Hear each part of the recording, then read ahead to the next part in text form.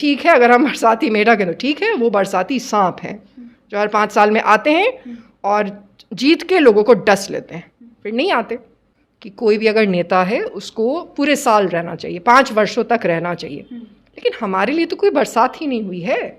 Election में आपने जिसको जिताया, जो सदन गया, गठबंधन एक सच्चाई है जो आज देश के राजनीति की सच्चाई है। और इसका कारण ये भी है कि अनफॉर्चुनेटली 77 वर्षों में जो हमारे सोशल स्ट्रक्चर्स थे, जो बहुत स्ट्रॉन्ग सोशल स्ट्रक्चर्स थे, उनको हम नहीं ऑल्टर कर पाए। नेता लोग तो अपने बात से ऐसे ही मुकरते रहता है, बोल दिया बिहार बदलना है, अब दिक्कत हो गया तो कुछ और बोल देगा, ये तो आम सी बात है। लेकिन हम उन लोगों में से नहीं हैं। हमने कमिटमेंट किया था कि हम करेंगे, तो हम उसके पीछे पड़े रहे।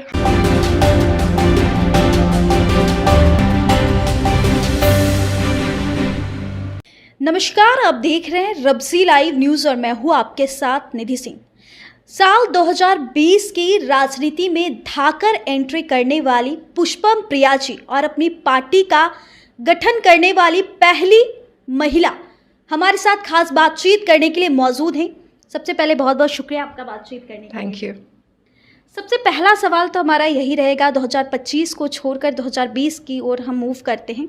2020 में आपने पार्टी का गठन किया और आपकी इस पार्टी के गठन करने के बाद तमाम जितने भी पार्टियां थी, सबकी निगाहें आप पर टिक गई कि पुष्पम प्रिया जी अब बिहार को बदलेंगी। ऐसा क्या हुआ पुष्पम प्रिया जी कि बिहार तो नहीं बदला, लेकिन आप उस समय कुछ खास अच्छा परफॉर्मेंस नहीं रहा, लेकिन उसके बाद भी 5 साल के बाद आज आप एक बार फिर से नज़र आ रही हैं। कोविड आया था जी, ये तो सबको याद होगा। तो अनफॉर्चुनेटली जब हम आए 8 मार्च को, उसके 1-2 हफ्ते के भीतर कोविड आया। पूरी दुनिया उसके लिए तैयार नहीं थी और लॉकडाउन लग गया, काफ़ी मैसिव लॉकडाउन लगा था। और ये चर्चा थी कि शायद इस साल चुनाव नहीं होगा, क्योंकि इट मेक सेंस कि आप घर से बाहर नहीं निकल सकते तो चुनाव कैसे करोगे।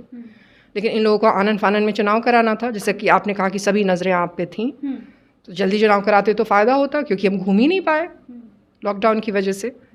जब लॉकडाउन खुला तो बहुत सारी शर्तें आई कि आप इतने लोगों को नहीं इकट्ठा कर सकते। पहली यही शर्त है कि आप लोगों को नहीं इकट्ठा कर सकते। तो हमने सोचा आप अब क्या करें, और हमारे पास पूरा मौका था कि हम चुनाव ही नहीं लड़ते। नेता लोग तो अपने बात से ऐसे ही मुकरते रहता है, बोल दिया बिहार बदलना है, अब दिक्कत हो गया तो कुछ और बोल देगा, ये तो आम सी बात है। लेकिन हम उन लोगों में से नहीं हैं। हमने कमिटमेंट किया था कि हम करेंगे, तो हम उसके पीछे पड़े रहे। हमारी पार्टी ने रजिस्टर किए, पार्टी रजिस्टर होनी होती है, तो इन्होंने हमारी पार्टी रजिस्टर करना बिल्कुल उस पर बहुत तमाशा हुआ। तो हम कोर्ट गए कि चलो एक तो संविधान भी है ना, उसमें भी बहुत सारी चीज़ें हैं, अधिकार हैं। और जब पहले चरण का चुनाव बीत गया, हम अक्टूबर की बात कर रहे हैं, तब इन्होंने जाके हमारी पार्टी को रजिस्टर किया। तो 2 ही चरण के चुनाव मिले और फिर भी हमने बिहार को बदल दिया था तब तक, क्योंकि बिहार में जो बातें कभी नहीं हुई, इंडस्ट्रियलाइजेशन शब्द का आप इमेजिन करिए, बिहार में पहली बार चर्चा हुआ। जिस वक्त में माननीय मुख्यमंत्री जी ने कहा कि अरे कैसे इंडस्ट्रियलाइजेशन होगा, हमारे पास समुद्र थोड़ी है, हम लैंड लॉक्ड हैं।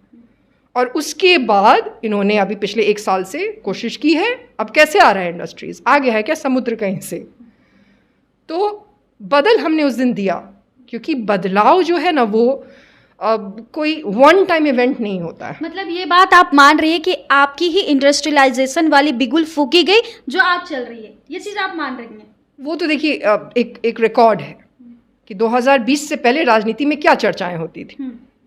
उससे पहले तो बहुत राजनीति हुई है। हमने तो रिसर्च भी बिहार पे ही किया है, और जो लोग रिसर्च करते होंगे या बिहार में रहते होंगे वो जानते हैं कि उससे पहले अलग बातें होती थी, अलग मुद्दे होते थे, और 2020 के बाद से अलग मुद्दे हैं। सबको अब राजनीति करने में इंटरेस्ट जगा है, सब राजनीति करना चाहते हैं। हर पोस्टर पे महिलाओं की तस्वीरें नज़र आ रही हैं, जो हम पहले कहा भी करते थे कि ये लोग पोस्टर पे भी महिलाओं को जगह नहीं देते। तो बदलाव हुआ है काफ़ी। 2020 के बाद 2025, इन 5 साल में आप कहाँ थी? आपको बहुत सारे लोग बरसाती मेढक के नाम से भी नवाजते हैं। कहाँ थी पुष्पम प्रिया जी इतने दिन? बहुत सारे लोग नहीं, ट्रोलर भाषा है ये। बहुत सारे लोग तो 14 करोड़ जनसंख्या है जिनकी भाषा, तो जिनका वॉइस आप सुन भी नहीं पाएंगे। ट्रोलर भाषा है कि बरसाती मेढक बोलना है, बहुत अच्छी बात है। पहला तो जो फैक्चुअल बात है वो हम आपको ये बताना चाहेंगे कि 21-22 जो भी प्रॉब्लम बिहार में हुई, हम सब में खड़े थे, और उसका विद एविडेंस जो सबूत है वो एक्स पे है, जिसको मिटाया नहीं जा सकता, तो वो जाके लोग देख लें कि हम वहाँ पे थे। दूसरी बात जो बरसाती मेढक वाली बात है, काफ़ी अच्छी बात है कि कोई भी अगर नेता है उसको पूरे साल रहना चाहिए, 5 वर्षों तक रहना चाहिए। लेकिन हमारे लिए तो कोई बरसात ही नहीं हुई है। इलेक्शन में आपने जिसको जिताया, जो सदन गया, 243 लोग, मतलब बताइए 243 भी आ जाएंगे तो भर जाएगा पूरा। 243 लोग हर अलग अलग जगह से जो गए, क्या वो बरसाती मेढक नहीं हैं? कितनी बार वो 5 वर्षों में आपसे मिले हैं, जनता से वो कितनी बार मिले हैं, गाँव में वो कितनी बार गए? तब तो सारी समस्याएं खत्म हो गई होंगी। बट ऐसा तो है नहीं, हम तो जाते हैं तो एज इट इज़ सारी समस्याएं हैं, और हमने उनको नामकरण दिया है एज अ रिस्पॉन्स कि ठीक है, अगर हम बरसाती मेढक हैं तो ठीक है, वो बरसाती सांप हैं जो हर 5 साल में आते हैं और जीत के लोगों को डस लेते हैं, फिर नहीं आते। लोकसभा चुनाव थी और इस 5 साल के बीच में बहुत सारे छोटे छोटे भी चुनाव हुए हैं। आपने विधानसभा चुनाव ही क्यों चुना, क्यों उस चीज़ में ज़्यादा फोकस की? लोकसभा चुनाव में आखिर क्यों नहीं आपने अपनी?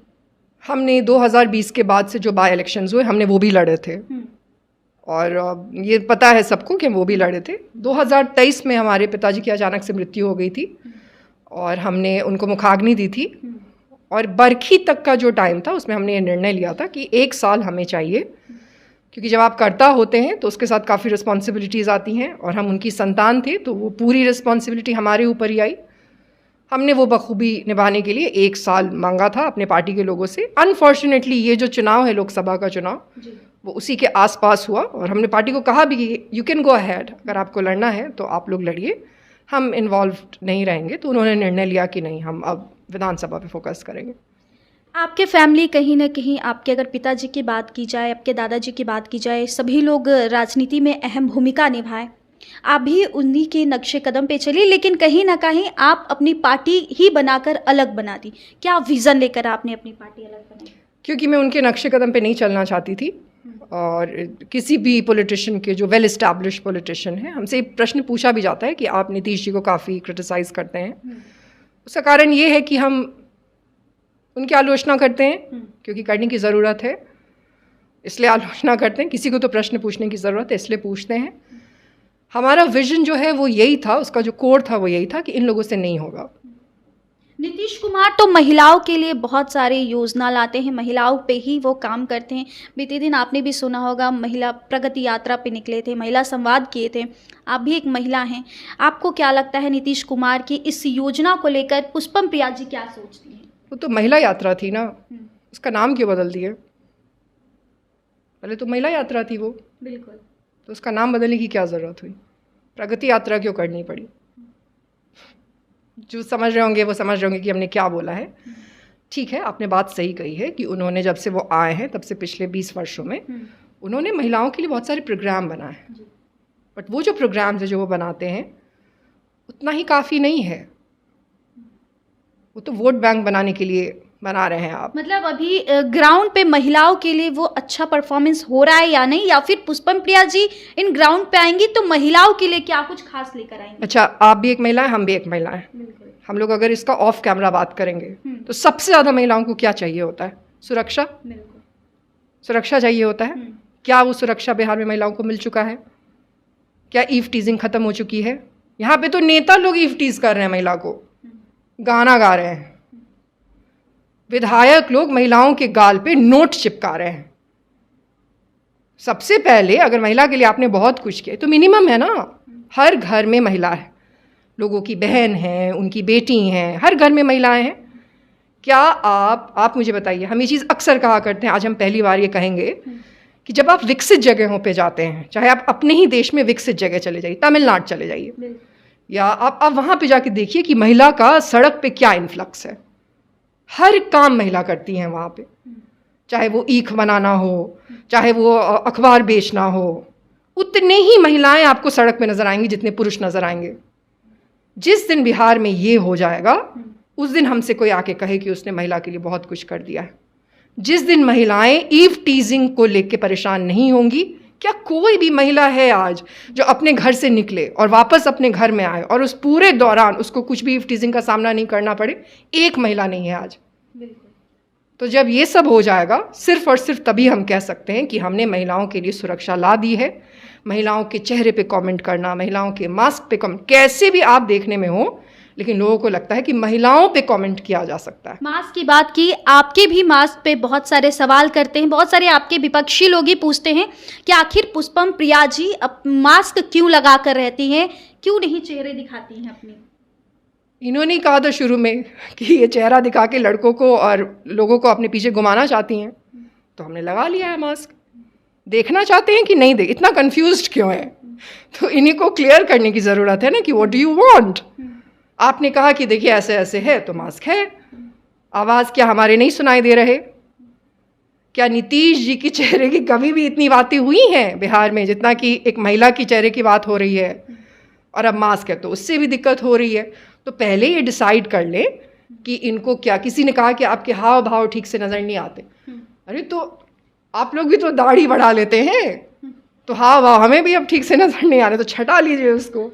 ऐसी फालतू की बातें हैं, कुछ भी बोलना है। हम चाहते हैं कि लोग हमारे विचार सुने, जो काफ़ी पावरफुल विचार हैं।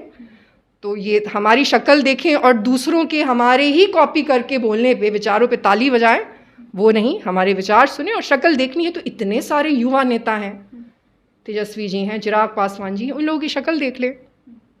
एक और सवाल रहेगा कि आप जब अपनी पार्टी का गठन किए थे तब आपका विज़न था कि हम किसी के साथ गठबंधन नहीं करेंगे।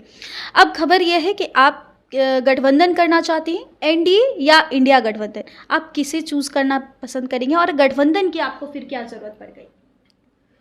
देखिए, गठबंधन एक सच्चाई है जो आज देश के राजनीति की सच्चाई है। और उसका कारण ये भी है कि अनफॉर्चुनेटली 77 वर्षों में जो हमारे सोशल स्ट्रक्चर्स थे, जो बहुत स्ट्रॉन्ग सोशल स्ट्रक्चर्स थे, उनको हम नहीं ऑल्टर कर पाए हैं। जो कम्युनिटीज़ हैं वो एज इट इज़ हैं, और ये हमारी एक विफलता रही as a democracy, as a country, कि हम उसको नहीं ख़त्म कर पाए। तो गठबंधन आज उसका एक सच है। और हमारा लाइफ भी जो है वो लिमिटेड है, हम तो अमृत पी के नहीं आए हैं। तो उस लिमिटेड टाइम में जो बेस्ट होगा वो यही होगा कि अगर ये सच्चाई है तो इसको हम कबूलें और वहाँ पे बैठ के हम उनके साथ मिलके नीतियाँ बनाएं। अब चूँकि हम कास्टिस्ट नहीं हैं, जातिवादी नहीं हैं, तो इसके निर्णय लेने में हमें बहुत दिक्कत नहीं होगी। अब कोई अगर नफ़रत की वजह से राजनीति कर रहा है तो उसके लिए काफ़ी दिक्कत होगी कि किसके साथ जाएं। इतना ही बस हमें चाहिए कि कॉमन मिनिमम प्रोग्राम बनाते हैं और एक विज़न पे काम करते हैं। विज़न ये होता है कि आज 2025 में हम एक ऐसा प्रोग्राम बनाएं कि आज से 20 वर्षों के बाद बिहार कैसा होगा। जैसा कि 77 वर्षों पहले देश के लिए एक विज़न बना था, वैसा एक विज़न बनाएं और उस पर काम करें। फिर जो वो विज़न बनाएगा, अगर वाकई में किसी को बिहार बदलने में कोई भी इंटरेस्ट है, जो 2020 के बाद से बोलने तो सभी लोग लगे हैं, अगर उनको होगा इंटरेस्ट तो हम उनके साथ बैठेंगे और जो भी हमारा उसमें रोल होगा वो हम करेंगे। हाउएवर वो हो या नहीं हो, हम राजनीति में ही हैं। 2020 को हमने आपको सिर्फ 2020 में हमने आपको सिर्फ इतना कहा था कि दिस इज़ आवर प्रोफेशन, ये पार्टी है, ये हमारा प्रोफेशन है, तो हम अकेले भी लड़ने के लिए तैयार हैं। इंडिया, एनडीए या फिर कोई और, आप किसके साथ जाना ज़्यादा पसंद करेंगे? कौन लगता है कि बिहार में अच्छे परफॉर्मेंस कर रहे हैं अभी? जाने का मतलब होता है, कोलिशन का मतलब होता है जीत के लिए कोलिशन। तो दो ही लोग हैं, कोई और तो अभी है नहीं। दो लोग में एक इंडिया है, महागठबंधन जिसको कहते हैं, और एक एनडीए है जिसमें जदयू है और बाकी बहुत सारे लोग हैं जो बीजेपी की बैसाखी से जीत जाते हैं।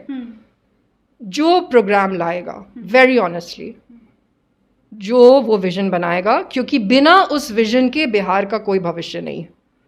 जो वो विज़न बनाएंगे उनके साथ जाएंगे। और हमें ये भी लगता है कि एनडीए को अपना सेकंड जनरेशन नेता कौन होगा ये अब बताने की ज़रूरत है। इससे नहीं फ़र्क पड़ता कि नीतीश जी की तबीयत ठीक है कि नहीं है कि क्या है, वैसे तो हम जानते हैं कि नहीं ठीक है, लेकिन अगर है भी ठीक तो भी तो आपको बताना पड़ेगा ना कि नीतीश जी के बाद कौन। ये तो गुमराह करने वाली बात है। तो हम ये एक्सपेक्ट कर रहे हैं कि वहाँ से भी ये इंडिकेशन मिले जनता को। इंडिकेशन तो मिल चुके हैं कि नीतीश कुमार के बेटे निशांत भी अब राजनीति में एंट्री करेंगे। ये तो करेंगे है ना, या आपको नहीं लगता कि इन चीज़ों के लिए काफ़ी लेट हो गया है? और ये क्या है परिवारवाद का तमाशा, तो हमें समझ में नहीं आता। अगर आपको एक ही, दूसरी तो ये तो काफ़ी अनफॉर्चुनेट हो जाएगा, क्योंकि प्रधानमंत्री जो है, माननीय प्रधानमंत्री, उन्होंने तो अभी हाल फिलहाल में कहा कि धूर्तता और मूर्खता के बीच में जो देश के युवक हैं, जेंडर न्यूट्रल युवक, पुरुष और महिलाएं जो हैं, वो पिस जाते हैं। और मैं परिवारवाद के बिल्कुल खिलाफ हूँ, ये तो उन्होंने ओपनली क्लियरली कहा है। लेकिन बिहार में परिवारवाद, या फिर अगर बात करें एनडीए में भी आप देख रही हैं, वहाँ भी परिवारवाद है, राजद में भी परिवारवाद है। तो आप किसके साथ, अगर परिवारवाद को नहीं लेकर चलती हैं तो किसके साथ? क्योंकि बिहार में एक और पार्टी है, जनसुराज पार्टी, वो भी अपना एक अलग विजन लेकर आ रहे हैं। क्या पुष्पम प्रिया जी उनका दामन थाम सकती है? उनके साथ चुनाव बिहार में इस बार लड़ सकती हैं? उनका जो विजन है वो तो 100% वही विजन है जो कि हमारा 2020 में विजन था। आपका एब्सोल्यूट शब्द से है वही बातें हैं जो उन्होंने बोली हैं। कोई भी एक चीज़ उन्होंने ऐसी नहीं बोली है जो हमने 2020 में नहीं बोली थी, नॉट अ सिंगल वन। मतलब अगर आप मुझे ढूंढ के ला देंगे तो काफ़ी आपका एहसान रहेगा मुझ पे, हम भी जानना चाहेंगे।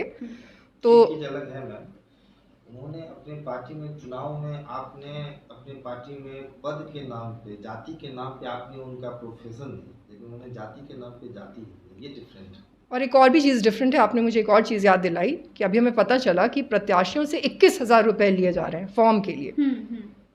21,000 रुपये अगर आप प्रत्याशियों से बिहार जैसी जगह पे ले रहे हैं फॉर्म के लिए, इसका मतलब कि क्लियर है कि जो गरीब बिहारी है वो छट गया फिर से। 21,000 तो बहुत पैसा हुआ ना। हमने 2020 में ऐसे लोगों को टिकट दिया जो कि वो 10,000 जो भरना पड़ता है वो भी नहीं भर सकते थे, क्योंकि ये वो पीढ़ी है जिसको बनाने की ज़रूरत है, और ना कि ठेकेदारों को ही बस आगे बढ़ाते रहना, आगे बढ़ाते रहना। तो मुझे ऐसा कुछ भी नज़र नहीं आता ऑनेस्टली। लेकिन हाँ, मुझे लगता है कि बीजेपी परिवारवाद को करना अफोर्ड नहीं कर सकती, क्योंकि जो आदर्श हैं उनके, जिसकी वजह से लोग उनको बहुत पसंद करते हैं, हम थोड़ा सा हमारे लिए ये हमने एक उनमें विरोधाभास भी देखा है। क्योंकि अधिकांश जो एमएलए हैं बीजेपी में भी, वो वहाँ पे इसी वजह से, उसी जगह पे जहाँ पे उनके पिताजी हुआ करते थे, अधिकांश एमएलए। और एमपीज़ भी, चिराग पासवान जी भी तो परिवार से ही निकल के आए हैं। तो हमने अक्सर सोचा है कि शायद माननीय प्रधानमंत्री जी या माननीय गृह मंत्री जी इसके बारे में अवेयर नहीं है। लेकिन मिथिला में जब ये पिछला चुनाव हुआ लोकसभा का, तो प्रधानमंत्री जी ने जाके स्टेज पर से कहा कि हमारी बेटी हैं, इनको आप दे दीजिए। ये सब हमने सुना है, लाइक जनता ने हमें काफ़ी इसके बारे में बताया है कि उनके प्रति बहुत रेवरेंस है बीजेपी के प्रति लोगों को। तो चेहरे के फॉर्म में लोग ये नहीं एक्सपेक्ट करते कि वो किसी परिवार के व्यक्ति को आगे करेंगे। एक और सवाल रहेगा आपसे पुष्पम प्रिया जी कि बिहार में अभी चुनाव है, आपकी कैसी तैयारी है बिहार में चुनाव को लेकर? कितनी सीटों पर चुनाव लड़ने की तैयारी कर रही हैं? देखिए, हम अभी महायान यात्रा कर रहे हैं, उसमें हमारा लोगों से मिलना मुद्दा है। क्या प्रॉब्लम्स है वो जानना, मतलब बहुत सारी प्रॉब्लम्स हैं, उसके बारे में जानना हमारा एम है। यूनिवर्सिटीज़ हैं, समय पे कोई भी ख़त्म नहीं होता सेशन। सारे जो यूनिवर्सिटीज़ के सेशन हैं वो सब लेट से ख़त्म होते हैं। मतलब आप समझिए कि बच्चों का भविष्य बर्बाद हो रहा है कि अगर आपने 2012 में कंप्लीट करने के लिए यूनिवर्सिटी में एडमिशन लिया तो कोई गारंटी नहीं है कि कब ख़त्म होगा, मतलब लटक जाइए वहाँ पे जाके। तो इस तरीके के जो मुद्दे हैं, जो बहुत सीरियस मुद्दे हैं, उनके बारे में हम जान रहे हैं ताकि हम एक विजन बना पाए, एक प्रोग्राम बना पाए। और एग्जैक्टली कितनी सीट्स होंगी ये 1-2 महीने में पता चल जाएगा। चलिए, बहुत शुक्रिया खास बातचीत करने की। लेकिन अब हमारा थोड़ा सा एक सवाल रहेगा जिसमें रैपिड सवाल रहेंगे, आपको उसकी बिना सोचे समझे आपको सवाल का जवाब देना है। सबसे पहले पुष्पम प्रिया जी को बेस्ट फूड क्या अच्छा लगता है? अगर आप ऐसे पूछिए कि बिहार का बेस्ट फूड क्या अच्छा लगता है, तो हमने अभी किसी को कहा था सत्तू का पराठा हमें बहुत ही पसंद है, और चूड़ा भूजा बहुत पसंद है। मिथिला में लोग ये सारी चीज़ें खाते हैं काफ़ी, चूड़ा भूजा शायद यहाँ भी खाते होंगे, और खिचड़ी बहुत पसंद है। बेस्ट एक्ट्रेस और एक्टर पुष्पम प्रिया जी को कौन सबसे ज़्यादा पसंद है? देखिए, ऑनेस्टली हमें ऐसा लगता है कि किसी भी पॉलिटिशियन को इसका जवाब नहीं देना चाहिए, क्योंकि हु नोज़, अब हमने किसी का नाम ले लिया, वो कल किसी पार्टी में चले गए या ऐसा कुछ भी कर दिए, तो ये नहीं होना चाहिए। एक्टिंग अलग रहना चाहिए, पॉलिटिक्स अलग रहना चाहिए, जो हो नहीं रहा है। आजकल एक्टर्स जो है वो पॉलिटिशियन बनना चाहते हैं और पॉलिटिशियंस एक्टिंग करते रहते हैं। देश के लिए सबसे बेस्ट नेता कौन है, मोदी जी या राहुल जी? आप किसे पसंद करते हैं? मैं किसको पसंद करती हूँ वो रिडंडेंट है, जनता पसंद करेगी ये चीज़, और जनता ने अभी तो मोदी जी को चुना है, तो वही बेस्ट है, जनता का निर्णय। बिहार में बेस्ट कौन है नेता? चिराग पासवान को ले लीजिए या तेजस्वी पुष्पम प्रिया जी किसके विज़न पे चलती हैं, या फिर आपको कौन पसंद है दोनों में से? इसका भी जवाब वही होगा कि जो स्ट्रेंथ है वो देखना पड़ेगा। अगर आप सब चीज़ को कांस्टेंट कर दें और आप अगर उसको एनालाइज करें तो चिराग पासवान जी तो अकेले उनका स्ट्रेंथ काफ़ी कम है। लाइक अकेले जब वो चुनाव लड़ते हैं बिना किसी कॉन्स्पिरेसी के तो 5,000 उनको आता है, यही रहा है उनका रिकॉर्ड। और तेजस्वी जी सबसे बड़ी पार्टी के नेता हैं, तो हमारी पसंदगी तो यहाँ पे मैटर नहीं करती। राजद सबसे बड़ी पार्टी है और उसके वो युवा नेता हैं। और एक चीज़ जो हमें उनके बारे में अच्छी लगती है, ये भी हम पहली बार कह रहे हैं, इस पर भी काफ़ी लोगों को लगेगा कुछ इंडिकेट कर रहे हैं, बट हम आपको न्यूट्रल बता रहे हैं कि युवाओं को कास्टिस्ट नहीं होना चाहिए, नहीं तो बिहार कहीं भी नहीं जाएगा।